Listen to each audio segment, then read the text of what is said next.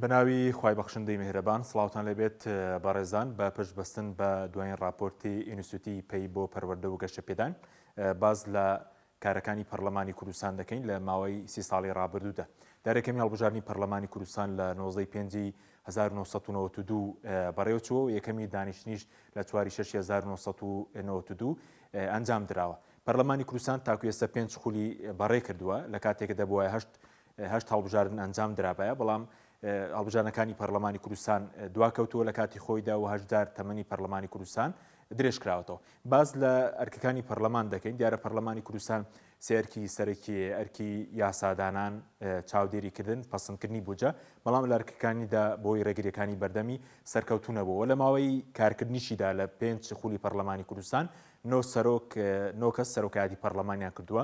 لە خولی یەکەم جەوهەر نامیق سالم، ڕۆژ نووری شاوەیز، هەروە کەمال فوات، و لە خولی دووەم عادنا موفتی، لە خولی سێم کەمال کەرکووکی و دکتۆر ئەرسەلان بایس، هەروە لە خولی چوارەم دکتۆر یوسف محەممەد، لە خولی پێنجەمیش ڤالا فەرید و دکتۆرە ڕێواز فایق سەرۆکایەتی پەرلەمانی کوردستانیان کردووە.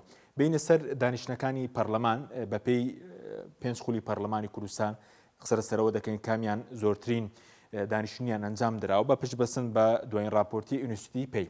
خولی یەکەم کە ماوەی 12 ساڵ و 8 مانگ بووە لە 19 پێنجی 1992 دەستی پێکردووە بۆ 31 2005.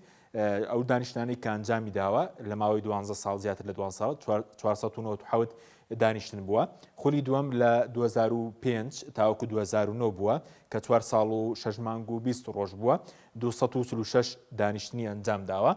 خولی سێم لە 2009 بۆ 2013 بووە، 4 ساڵ و 2 مانگ و 11 ڕۆژ، 273 دانیشتن ئەنجام درراوە.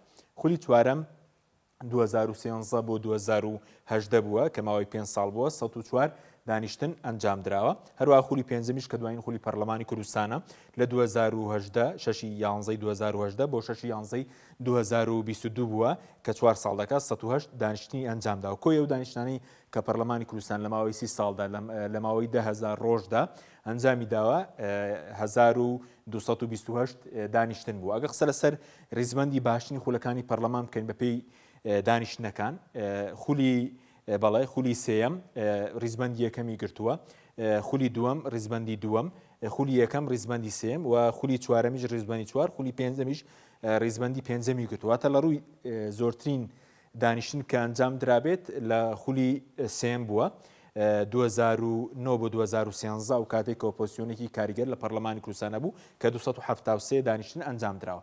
بینە سەر دەرکردنی یاساکان بەپێی خولەکانی پەرلەمانی کوردستان لە خولی یەکەمدا 172 لە ماوەی زیاتر لە 12 ساڵ 172 یاسا دەرکراوە. خولی دووەم 89 یاسا دەرکراوە، خولی سێم 75 یاسا دەرکراوە، خولی چوارەم 31 یاسا دەرکراوە. دیارە لە خولی چوارەم 2 ساڵیش پەرلەمانی کوردستان پەکی خراپەوەی داخستنی پەرلەمان لە پارتیەوە. خولی پێنجەم کە 4 ساڵ بووە 39 یاسای دەرکردووە. کۆی یاساکانی پەرلەمانی کوردستان لە ماوەی 30 ساڵدا 406 یاسای دەرکردووە. بڵێن بەپێی ئەو خولانەی کە زۆرترین یاسایان دەرکردووە خولی دووەمە کە زۆرترین یاسای دەرکردووە، پاشان خولی سێم دێ، اینجا خولی یەکەم، اینجا خولی چوارەم، اینجا خولی پێنجەم دێ. خولی پێنجەم بەراورد بە خولەکانی دیکە کەمترین یاسای دەرکردووە. بینە سەر بەراوردی پەرلەمانی کوردستان و ئەنجومەی نوێنەرانی عێراق، دیارە مەوەسمان لە دوای 2023 ئەگەر ناپێش 2023 پەرلەمانی عێراق لە سەردەمی مەلەکی و پاشایەتی داهربوونی هەبووە. لە دوای 2023 بەراوردێک بکەین، پەرلەمانی کوردستان کە تەمەنەکەی 30 ساڵە لە 1992 ژمارەی خولەکانی 5 خولە، پەرلەمانی عێراق کە لە ساڵی دوای 2023 دروست کراوە تەمەنەکەی 18 ساڵە 5 خولی بەڕێ کردووە. پەرلەمانی کوردستان 8,000 تەمەنی خۆی درێژ کردوێتەوە، بەس پەرلەمانی عێراق هیچ کاتێک تەمەنی خۆی درێژ نەکردوێتەوە، بەڵکو هەڵبژاردننی پێشوەختەشی ئەنجام داوە. ژمارە یاسانی کە پەرلەمانی کوردستان دەری کردووە لە 30 ساڵدا 406 یاسایە، پەرلەمانی عێراق لە 18 ساڵدا 692 یاسای دەرکردووە، زیاتر لە 200 یاسای لە پەرلەمانی کوردستان زیاتر دەرکردووە لە کاتێکە تەمەنی پەرلەمان پەرلەمانی کوردستان زیاتر لە 12 ساڵ لە تەمەنی پەرلەمانی عێراق زیاترەوەتە پەرلەمانی عێراق لە ڕووی دەرکردنی یاساوە زۆر ئەکتیڤتر بووە. بینە سەر یاسای بودجە بەپێی خولەکانی پەرلەمان ئەو یاسای بودجە کە لە پەرلەمانی کوردستان دەبووە لە 30 ساڵی تەمەنی پەرلەمانی کوردستان 30 جار یاسای بودجە پەسەند کراوە، بەڵام تەنیا 3 جار پەسەند کراوە.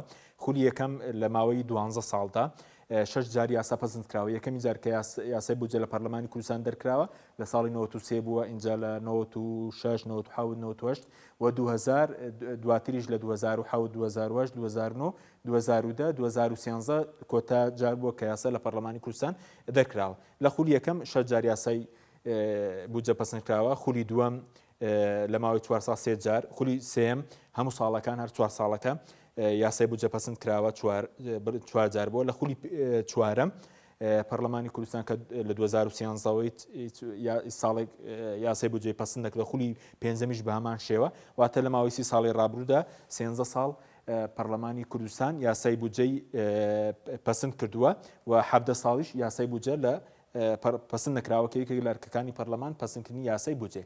بینە سەر ڕێژەی جێبەجێکردنەوەی یاسانی کە پەرلەمانی کوردستان دەری کردوون، جۆری یاساکان ئەو یاسایانی کاڵوەشاونەتەوە یاخود کاتی بوون، بۆ نمونە یاسایەکی وەکو ڕێبەری هەڵبژارنی ڕێبەری نەتەوەی ڕزگاری خوازی گەلی کورد، یاسایەکی بڵێن کاتی بوو، کۆمەڵێک یاسای تریش کە 136 یاسایە کە ڕێژەی لە 133.5 یاساکان بەرز دێنن و ئەو یاسانی کە جێبەجێ نەکراون، یاسایە بە تەواوەتی جێبەجێ نەکراوە، وەکو یاسای دەستکەوتنی مافی زانیاری، وەکو یاسای دروستکردنی سندوقی کوردستان بۆ داهاتنە ئۆتۆغازیەکان کە زیاتر لە 20 یاسایە کە لە 104 یاساکان هەر بە تەواوەتی جێبەجێ نەکراون. ئەو یاسایانەی کە وەکو پێویست جێبەجێ نەکراونیان پێشێلکراون 227 یاسایە کە لە 155.92 یاساکانە. ئەو یاسایانێک کە خۆیان جێبەجێ کراون تەنها 23 یاسایە، واتە لە کۆی 406 یاساکە تەنها 23 یاسا جێبەجێ کراون کە دەکاتە لە 100.66 یاساکان، واتە کەمترین یاسا کە ڕێژەی لە 105 یاساکانە جێبەجێ کراوە. بینە سەر ئەو یاسانەی کە بەرکارن، ئەگەر یاسا هەڵوەشاوەکانی لێ دەربکەنەوە یاسانەی کە بەرکارن چەندیان جێبەجێ کراوە. ئەو یاسانی کە تا ئێستا لە بواری پراکتیکدا هەر جێبەجێ نەکراون 20 یاسایە کە لە ڕێژەکەی لە 107.41، ئەو یاسانی کە پێشێل کراون وەکو پێویست جێبەجێ نەکراون 227 یاسایە کە لە 184 یاساکان وەکو پێویست جێبەجێ نەکراون. ئەو یاسانی کە جێبەجێ کراون 23 یاسای وەکو باسمان کرد کە ئەگەر یاسا بەرکارەکانی ئێستا هەژمارکردن یاسا هەڵوەشاوەکانی پێشووی لێ دەرکەین کە دەکاتە لە 108 یاساکان کە جێبەجێ کراون، سەرجەمیان 207 یاسایە. ئەو یاسانش کە جێبەجێ کراون زیاتری یاسای باری کەسێتی و یاسای بۆ نمونە چۆنێتی هاوسەرگیری، جیابوونەوە و نەفەقەی منداڵ، کۆمەڵێک یاسا کە پەیوەندیان بەباری کەسێتیەوەوانە جێبەجێ کراون، بەڵام ئەو یاسانی کە گرنگن جێبەجێ نەکراون، واتە دەسەڵات ڕێگرێکی زۆری کردووەوەی کە پەرلەمانی کوردستان بەرکەکانی خۆی هەڵبستێ. ئەوە دوایین راپۆرتی نیوسیتی پێی بوو لەسەر دۆخی سەروەری یاسا لە هەرێمی کوردستان و جێبەجێ نەکردنی یاساکانی پەرلەمانی کوردستان. بەخوای گەورەتان سپێرین، خواتان